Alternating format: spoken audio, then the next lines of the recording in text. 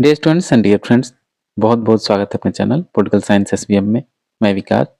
प्यारे साथियों, आगे बढ़ने से पहले फिर से मैं एक बार आपको बधाई देता हूं जो लोग बीपीएससी टीआरई 3 में बतौर पीजीटी पॉलिटिकल साइंस के लेक्चरर बने हैं या किसी भी विषय में जिनका सिलेक्शन हुआ है टीआरई 3 में, उन सभी को दिल से सबको बधाई और आने वाले भविष्य के लिए भी हम लोग शुभकामनाएं दे रहे हैं ताकि आपका जीवन और जो ये संघर्षपूर्ण जीवन है और आपका बेहतर हो सके।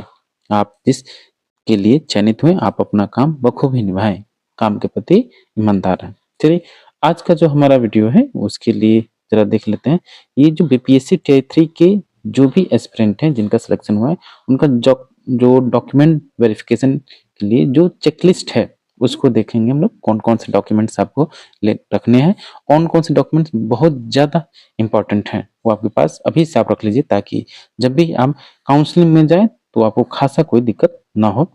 इसमें डॉक्यूमेंट की कौन कौन सी जरूरत होगी और क्या वेरिफिकेशन में क्या क्या डॉक्यूमेंट चाहिए, और जो भी स्टूडेंट्स हैं जो चाहे पीजीटी के हों चाहे टीजीटी या जूनियर या प्राइमरी के, सभी लोग इस पे ध्यान दें।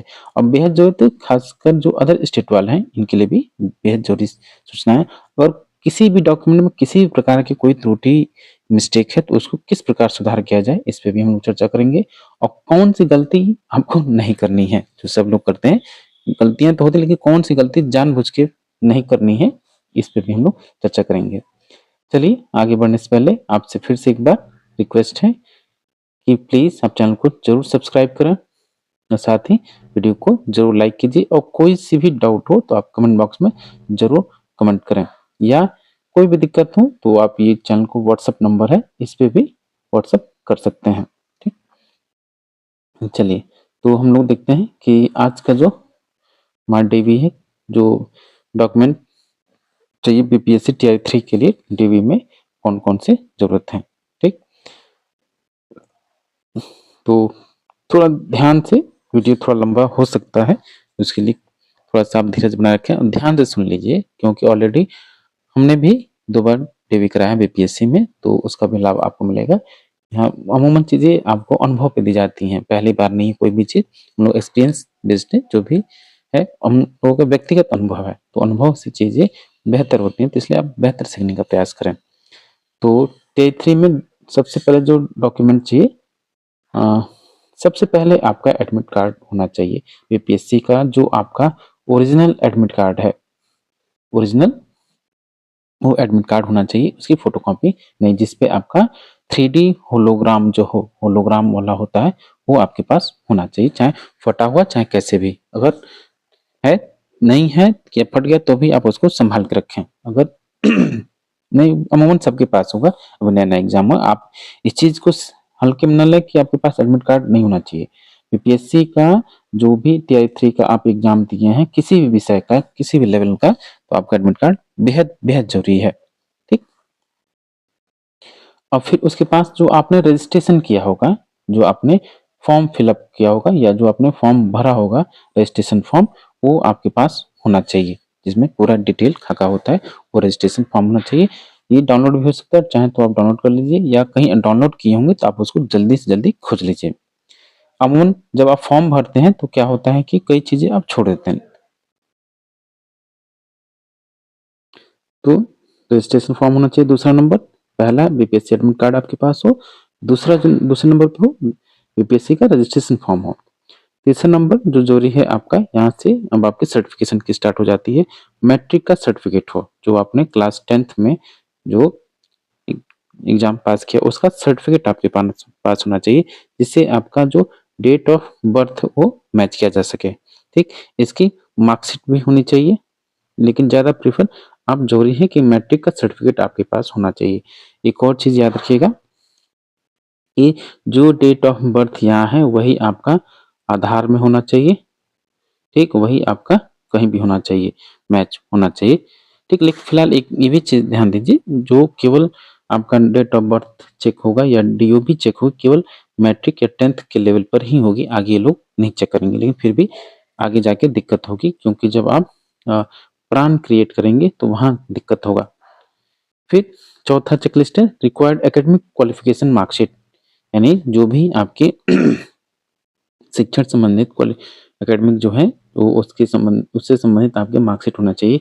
अब यहाँ आपका 12th का मार्कशीट होना चाहिए जो आपने ग्रेजुएशन किया है, ग्रेजुएशन किया हो या जो आपने स्नातक किया हो या किसी भी विषय में की हो, चाहे आप बीए हो या बीएससी हो या आप बीकॉम हो, कोई सब की हो, उससे संबंधित आपकी मार्कशीट होनी चाहिए। बीए और खासकर जो अगर आप पीजीटी में हैं तो आपके लिए बीए और एमए का मार्कशीट होना चाहिए। और लगे हाथ इसके साथ साथ क्या हो, देखिए ये दोनों चीज समझिए, रिक्वायर्ड एकेडमिक क्वालिफिकेशन मार्कशीट और रिक्वायर्ड एकेडमिक क्वालिफिकेशन सर्टिफिकेट। जितना भी आपका बीए का, ग्रेजुएशन का हो या बीएससी की, ग्रेजुएशन कोई सब स्ट्रीम हो, उससे संबंधित एक तो आपका अंक पत्र, ठीक, अंक पत्र और सर्टिफिकेट जिसको आप प्रमाण पत्र बोलते हैं, वो आपके पास होना चाहिए, ठीक। और ये जितने भी डॉक्यूमेंट हैं सब आपके ओरिजिनल होना चाहिए, यानी मूल प्रमाण पत्र हो, ये मूल प्रमाण पत्र होना चाहिए, ठीक, फोटो कॉपी जेरॉक्स नहीं। अभी आगे बताएंगे इन मूल प्रमाण पत्रों की ओरिजिनल सर्टिफिकेट से कितने सेट में जेरॉक्स या कॉपी करवाना है, इसका फोटो कॉपी करवाना है। क्लियर हो गया। चौथा और पांचवा कि जितने भी आपके ग्रेजुएशन जो टीजीटी तक हैं और जो पीजीटी में है उनका होना चाहिए क्या, एमए की मार्कशीट या पोस्ट ग्रेजुएट पीजी की मार्कशीट और उसका सर्टिफिकेट दोनों होना चाहिए। रिक्वायर्ड ट्रेनिंग मार्कशीट याद रखिएगा कि आपके पास बीएड की मार्कशीट हो, यानी अंक पत्र हो, और लगे हाथ साथ ही रिक्वायर्ड ट्रेनिंग मतलब बीएड का जो होना चाहिए आपके पास, क्या होना चाहिए, प्रमाण पत्र होना चाहिए, ठीक। सर्टिफिकेट प्रमाण पत्र को बोलते हैं और अंक पत्र मार्कशीट को, ये इसमें कोई कंफ्यूजन की बात नहीं होनी चाहिए। याद रखिए जितने भी आपके अंक पत्र हैं हाई स्कूल से लेकर इंटरमीडिएट, बीए, बीएससी, एमए या एमएससी का होना चाहिए। खासकर हम लोग पीजीटी के स्तर की बात करें तो उसमें पीजी का भी, पीजी की मार्कशीट और उसका ग्रेजुएशन होना चाहिए। और साथ ही अंक पत्र, ये जो सर्टिफिकेट है जिसको आप डिग्री बोलते हैं, ठीक, डिग्री बोलते हैं। हो सकता है कई लोगों के पास जल्दी ही पास किए उनके पास सर्टिफिकेट या डिग्री ना हो तो प्रोविजनल मिलता है, वहां यूनिवर्सिटी में प्रोविजनल ले सकते हैं आप। इसके बाद अगर आप इसमें तो एस्टेट 9th 10th या टीजीटी में, या टीजीटी में आपका एस्टेट होना चाहिए और पीजीटी में भी एस्टेट का जो क्वालिफाई आपने किया उसका अंक पत्र, मूल प्रमाण पत्र या सर्टिफिकेट अगर आपके पास है तो मिल जाना चाहिए। जो भी टीयर 3 के स्टूडेंट्स हैं वो ऑलरेडी अपना सभी लोग टीयर 3 में का लोग सर्टिफिकेट ले लिए हैं। अगर नहीं लिए हैं तो अगर उसका ऑनलाइन सर्टिफिकेट है तो वो ले लें, जो आपका जो वेब मार्क होना चाहिए, ठीक, वाटर मार्क होता है जो, वो वाला होना चाहिए। और नहीं तो अभी आपके पास समय है, आप अपने जिला मुख्यालय से डीईओ ऑफिस से ले सकते हैं। और रही बात अदर स्टेट वाले कहाँ जाए तो सीधा पटना जाए, ठीक, पटना डीईओ ऑफिस से संपर्क करें, वहाँ रोज ये स्टेट के मार्क्स अंक पत्र वितरित किए जा रहे हैं, वो आप वहां से पटना से ले सकते हैं। और जो मूलतः बिहार के स्टूडेंट्स हैं वो अपने जिला के डी ऑफिस से ले सकते हैं जहां से उन्होंने फॉर्म भरा होगा। फिर इसके बाद क्या है, स्टेट, हाँ बी टेट हम उनके लिए कह रहे हैं जो 6 to 8 या प्राइमरी में बिहार टेट का एग्जाम दिए होंगे कि, तो नहीं तो अगर आपके पास सी टेट की सर्टिफिकेट है वो ले सकते हैं। सी टेट का सर्टिफिकेट आप डिजी लॉकर से डाउनलोड करके प्रिंट करा सकते हैं, वो मान्य है, ऐसा कुछ नहीं है। फिर इसके बाद जो आप बिहार के मूल निवासी हैं, जो बिहार के मूल निवासी हैं, अगर उन्होंने किसी प्रकार का जातिगत आधार पर आरक्षण का लाभ लिया है तो उनके पास जाति का सर्टिफिकेट होना चाहिए। और आप बीसी हैं उसका, ईडब्ल्यूएस है उसका, या ईबीसी है या एससी या एसटी, इन सब का आपके पास सर्टिफिकेट होना चाहिए। जाति प्रमाण पत्र आपके पास होना चाहिए। जो जाति प्रमाण पत्र है वो आपके पास मूल प्रमाण पत्र होना चाहिए, ठीक, ये होना चाहिए। फिर अब आप 10वें नंबर पर रेजिडेंशियल सर्टिफिकेट, यानी जो आपका डोमिसाइल सर्टिफिकेट है, यानी निवास प्रमाण पत्र कहें, निवास प्रमाण पत्र, या आप कहें इसको डोमिसाइल या रेजिडेंशियल या आवासीय प्रमाण पत्र आपके पास होना चाहिए। बिहार के नागरिक हैं तो आप लाभ ले रहे हैं तो आपके पास डोमिसाइल होना चाहिए। डोमिसाइल उनके पास नहीं होना चाहिए जिनके जो लोग अदर स्टेट के हैं उनके पास, और जो लोग जनरल में हैं उनके पास ये नहीं होना चाहिए। ठीक। हाँ, फिर अगर आप किसी प्रकार का डिसेबिलिटी मतलब शारीरिक अंगता या क्षमता या दिव्यांगता का आप क्लेम किया है तो आप उसके लिए भी सर्टिफिकेट बनवाकर तैयार रखें। अगर आप फ्रीडम फाइटर से बिलोंग करते हैं तो इसका भी होना चाहिए। और सबसे मूल बात, एक सबसे बड़ी चीज जो आपको नहीं करना है क्या, कि आधार कार्ड में हो सकता है कि आपका डीओबी अलग हो सकता है, मान सकता हूँ, हो सकता है कि आपके नाम में जो स्पेलिंग है उसमें किसी प्रकार का अंतर हो, या जो आपके गार्जियन फादर हैं उनके नाम में स्पेलिंग अंतर हो, या एड्रेस में किसी प्रकार का अंतर हो, तो अभी आपको किसी प्रकार का छेड़छाड़ या उसमें परिवर्तन या उसमें किसी प्रकार का सुधार नहीं करवाना है, सुधार नहीं करवाना है, याद रखिए। अब इस जो भी आपके पास आधार कार्ड है उसका मूल प्रमाण मूल ले लें, जो आपका वो मिला होगा, ये जो बड़ा सा आता है, ठीक, वो मिला वो रख लें, और जो आपका ये कार्ड टाइप में बनवाया है तो भी रख लें। ठीक, तो मूल आधार कार्ड जरूर रखें। तो याद रखिएगा कि इसमें किसी प्रकार का चेंज नहीं करवाना है। जो लोग अदर स्टेट के हैं वो संभवतः हो सकता है कि दाएं बाएं कुछ किए हों, कुछ भी किए हों, आपको किसी प्रकार का 6 महीने पूर्व से आप 6 मंथ अर्लियर से आपको किसी प्रकार की इसमें चेंज नहीं होना चाहिए। कुछ भी चेंज कराना, अभी आपको कुछ नहीं चेंज कराना, घबराने की जरूरत नहीं है। एक तो ये 14 नंबर पैन कार्ड भी हो आपके पास, और सबसे बड़ी बात जब काउंसिल करेंगे कैंसल चेक या पासबुक। ठीक, तो अब कैंसल चेक मतलब कैंसल चेक इसलिए कहा जा रहा है कि जो आपके पास अगर आप खाता धारक है किसी बैंक की, अगर आपके पास चेकबुक है तो उसमें चेक जो कैंसिल उसमें आपका अकाउंट अकाउंट नंबर हो जाता है, और उसमें आपका आईएफएससी कोड भी हो जाता है और सीआईएफ नंबर होता है। इस वजह से कैंसिल चेक कहा गया, ताकि आपकी सारी जानकारी तुरंत मिल जाए। और नहीं हो तो आप पासबुक का फोटोकॉपी लगा सकते हैं। अब रही बात कि कौन सा बैंक हो, कौन सा बैंक हो, तो इस बार जानते हैं कि टीआई 2 में क्या कहा गया था, पहले क्या था, केवल एसबीआई।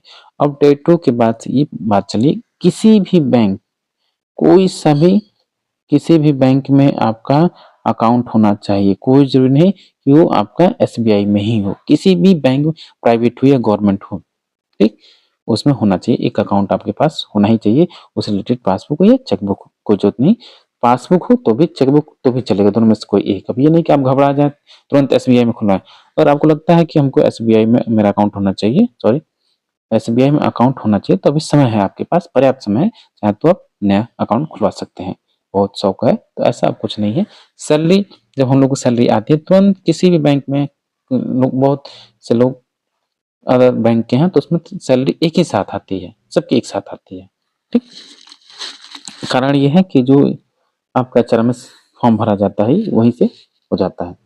अब ये एचआरएमएस फॉर्म फिलहाल काउंसलिंग में कई जगह, कई डिस्ट्रिक्ट, कई जिलों में मांगेंगे आपको एचआरएमएस फॉर्म, लेकिन ये बाद में भी भरा जा सकता है, तुरंत भी भर सकते हैं। बाद में कब, जब आप प्रान क्रिएट करेंगे, प्रान नंबर जब आपका जनरेट होगा तब एचआरएमएस फॉर्म भी लग सकता है। लेकिन फिर भी ये एचआरएमएस फॉर्म कहाँ, जब आप डीओ ऑफिस या जिला मुख्यालय पर कहीं भी अगर आपका काउंसलिंग का शेड्यूल तय होगा तो वहाँ लोग जाएंगे, तमाम लोग बेचते रहते हैं, घबराने की जरूरत नहीं है, तमाम लोग बेचते रहते हैं, आप वहां से ले लेंगे। फिर कोई और जानकारी हो तो आप अदर, मैं तो सब इतना अदर्स में कुछ नहीं, ये एक्स्ट्रा कुल 16 जो ये आपके पॉइंट्स हैं, बिंदु हैं, इस पे आप ध्यान दीजिए। ठीक, कोई वो नहीं है, मैं आपको बता दूं, हम लोग जब काउंसलिंग करा रहे थे तो इतना हम लोग भी परेशान थे, बिना वजह के परेशान थे, तो इसलिए हम आपसे कह रहे हैं कि घबराने की जरूरत नहीं है। जो हम लोग का एक्सपीरियंस है हम लोग आपके साथ शेयर कर रहे हैं। इस चीज को समझिए, जितने भी डॉक्यूमेंट हैं, हाँ, कितने सेट में कराना है, सबसे जरूरी बात, कितने सेट होना चाहिए, याद रखिएगा। सभी एक सेट आपका ओरिजिनल ओरिजिनल होना चाहिए, एक सेट, यानी मूल प्रमाण पत्र होना चाहिए। इसको हमेशा आप अपने पास सुरक्षित रखेंगे, ये खो गया तो जिंदगी भर की कमाई, आप एकदम कंगाल हो जाएंगे। हमेशा सुरक्षित रखिए। और फिर एक बीआरसी में जमा होगा, एक आपके वहां जमा हो जाएगा। पहले तो काउंसलिंग सेंटर में एक आपका जमा होगा, एक फाइल वहां के लिए ले लीजिए। ठीक, एक सेट फिल्म, और दूसरा सेट आपका बीआरसी में जमा होगा, और तीसरा सेट आपके स्कूल में जमा होगा, जो भी स्कूल आपको अलॉट हो गए। तो सबसे पहले आप तो फिलहाल एक करवा लें, कोई कहे कि इतना कम करवा ही रहे हैं अगर एक साथ, तो 3 सेट फिलहाल करवाइए, 3 सेट में हो जाएगा। ठीक, ये चीज जहाँ काउंसलिंग होगी एक तो वहाँ के लिए एक प्लास्टिक वाली फाइल आती है जिसको बंद किया जाता है, और आपको फाइल रखनी भी नहीं है, लोग खुद फाइल भेज देंगे आपको। फाइल में आप डॉक्यूमेंट ले जाएंगे और आपके डॉक्यूमेंट अपने फाइल में अपने पास सुरक्षित रखेंगे। ठीक, एक आपके पास हमेशा ब्लैक मार्कर होना चाहिए पेन के टाइप में, और ब्लैक पेन, एक ब्लू पेन हमेशा अपने पास रखिए, एक व्हाइट न रखिए आप। ठीक, फोटो कम से कम आप 20 से ज्यादा फोटो लग जाएगा आपकी ज्वाइनिंग तक। ठीक, लेकिन फिलहाल अगर आप 40 फोटो बनवा लीजिए, फोटो पासपोर्ट साइज के फोटो बनवा लीजिए। ठीक, जो आपने बीपीएससी में एडमिट कार्ड में अपलोड किया वो होना चाहिए। अगर आपको लगता है कि वो खो गया है तो फिर नया फोटो खिंचवा सकते हैं। एक ये चीज मैं बता दूं कि आप गलती न करें कि जो आपका आधार से मोबाइल नंबर लिंक है, आधार से आपका मोबाइल नंबर लिंक होना चाहिए। ठीक, और वो मोबाइल आपके पास होना चाहिए। कोई भी नहीं कि फीमेल होता है अक्सर कि अपने हस्बैंड के वहां छोड़ देती है, हस्बैंड की मोबाइल हो तो हस्बैंड कहीं और, ऐसा ये गलती आपको नहीं करना है। अगर किसी का मोबाइल नंबर आधार से लिंक नहीं है तो जरूर आप उसको लिंक करवा लीजिए। वो नंबर आपके पास होना चाहिए, मोबाइल सेट होना चाहिए, क्योंकि उस पर आपका ओटीपी आता है, इससे ये चीज क्लियर होता है। तो ये जरूरी सूचनाएं थी और मुझे उम्मीद है कि आपको समझ में आ जाएंगी, और मैं इसके अलावा और भी कोई बात हुई तो हम जरूर आपको बताएंगे, लेकिन ये चीजें बेसिक हैं। एक बार फिर मैं कहूँ, आपको काउंसलिंग के लिए ज्यादा हाइपर नहीं होना है। ये आपके पास डॉक्यूमेंट होना चाहिए, जितने भी आपने डॉक्यूमेंट अपलोड किया होगा, ठीक, अपलोड किया होगा तो वाटरमार्क के साथ अब डाउनलोड किया होगा आपने। ठीक, तो वही वाटरमार्क वाला चाहिए। ठीक, गलती से अगर आपके किसी डॉक्यूमेंट किसी प्रकार के कुछ मिस्टेक है तो ज्यादा नहीं, वहां आप एक शपथ पत्र बनवा लीजिएगा, शपथ पत्र या नोटरी बनवा लीजिएगा। ठीक, तो भी कोई दिक्कत नहीं, लेकिन फिर भी वहां कोई दिक्कत नहीं होगा, आप आराम से रहिए, कोई दिक्कत नहीं होगी, बस आप रिलैक्स रहिए। जितने भी आपके पास डॉक्यूमेंट हो आप जाइए, और अभी फिलहाल शेड्यूल आने दीजिए, सब क्लियर हो जाएगा। तो और कोई सूचना हो तो हम लोग जरूर आपको देंगे। अपडेट के लिए हमेशा चैनल के साथ आप भी अपडेट रहिए, चैनल पर बने रहिए, विजिट करते रहिए। कोई भी दिक्कत हो तो आप ये व्हाट्सअप नंबर हम लोगों का, आप इस पे व्हाट्सअप कर सकते हैं, 9161701336, ये व्हाट्सअप नंबर है। कोई भी दिक्कत हो आप इस पे व्हाट्सअप कीजिए। और सबसे बड़ी बात, जो TI3 में जिनका सिलेक्शन नहीं हो पाया है वो TRE4 के लिए अभी से तैयारी में जुड़ जाए। हम लोग तैयारी कर स्टार्ट कर चुके हैं, आप चैनल से बने रहिए। किसी प्रकार का कंटेंट चाहिए, मटेरियल चाहिए, आप कॉन्टेक्ट कर सकते हैं।